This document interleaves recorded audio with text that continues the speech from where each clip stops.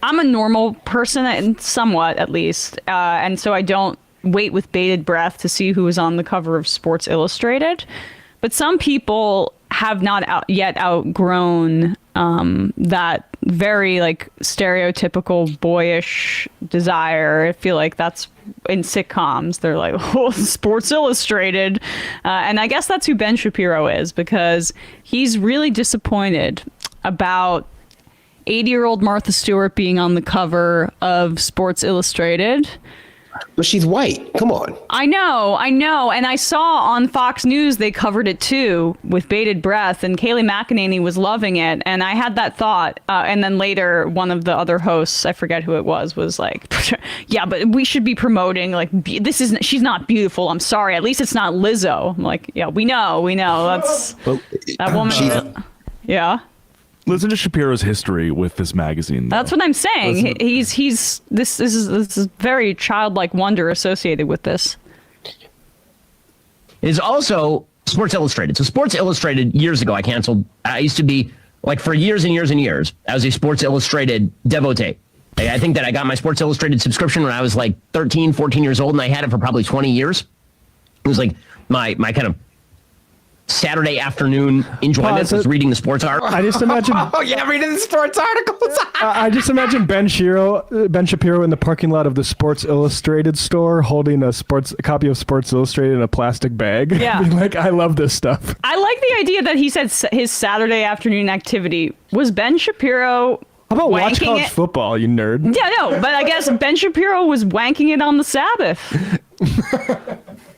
Right? Is that allowed? Is also Sports Illustrated. So Sports Illustrated, years ago, I used to be, like, for years and years and years, I was a Sports Illustrated devotee. I think that I got my Sports Illustrated subscription when I was like 13, 14 years old, and I had it for probably 20 years. It was like my kind of Saturday afternoon enjoyment was reading the sports articles in Sports Illustrated, obviously. How about and I'm one of the 5 people in America who actually called up Sports Illustrated and said, don't send me the swimsuit edition. I would instead prefer to receive like a regular extra magazine. You can do that with Sports Illustrated. Sorry. But the Sports Illustrated swimsuit edition. Excuse you. Can we just pause over that very unrelatable thing for a man to say? I love when he pretends to be like just all the other guys. Like when he goes to like Home Depot and buys a single 2x4, or when he just does like, his I love sports bits. Like these are like his most relatable parts. He's really going out of his way to be like, I don't look at the boobies in Sports Illustrated. Yeah. He's like, oh, on Saturday afternoon, I would read the sports articles. I loved reading sports articles. I even called them up. Don't send me that swimsuit issue. More sports articles, please. The funniest thing I've ever heard in my life. Because first of all, the sports. I never subscribed to Sports Illustrated. I did that.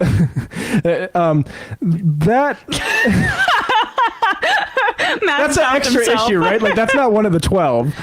So I like the idea that you're going to say, like, please send me another 400 words on Trevor Verlander's curveball. Yeah, right. No Kate Upton, please. I don't want that. I just want more sports. Like, bro, it's Saturday afternoon. There's college football on. Like, yes. You don't need to read. I know.